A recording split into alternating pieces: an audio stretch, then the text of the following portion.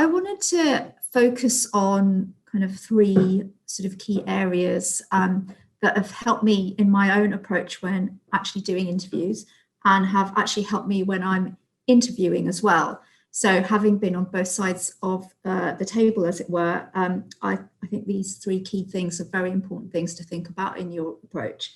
So the first thing is on preparation. And really thinking about, when you're looking at the job description or the job advert, what the problem is that line manager, the advertising manager, or the group that are advertising the job are trying to solve. So job descriptions can be quite sterile. And when you look at them, you might get caught up with the technical competencies or behaviors that they're looking for. But I think you should look at what the underlying message is, because there's usually some headache, something that they're trying to resolve by getting you or the right person into the post. And you need to really think about what that background message is. So, for example, what I would suggest you try and do is speak to the advertising line manager if you can, just to get a bit more context around the job, and they might give you some clues as to what's really going on and what they would like you to come in and help with and resolve. Or if you know some of the team members or have built networks in that particular area, you might be able to get in touch with them and find out a bit more, because job descriptions can be overwhelming. So I think it's really important to think about, do I actually know what the key priorities are here in this particular role? The second point I want to make is actually how you handle the interview itself. And I've seen from the poll that a lot of you need some sort of advice around answering questions and how much to say and how do you stop rambling. So my top tip on that is talk about how and why you did something, not what you did.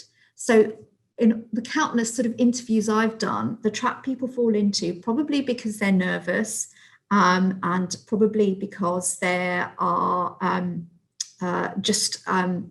got a lot of adrenaline running through your system. You go into a narrative of, I did this and then I did that, and then I did the other, and then you find yourself rambling.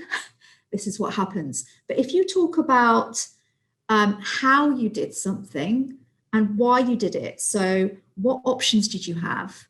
What did you balance? What did you weigh up? What risks did you assess? How did you assess them? And how did you demonstrate good judgment?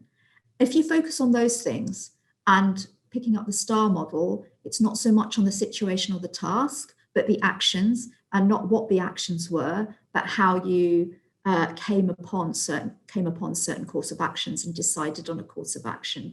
And I think that will really stop kind of helping with rambling and help you give a precise and concise answer that really goes to the behaviors and the skills that people are looking for. The other top tip is bring out the nature of the challenge, bring out the scale of what you did and how you achieved it, because I'm sure nothing that you do and achieve is easy. So you've got to set out what made it difficult, and you've got to kind of set out how you got over the obstacles.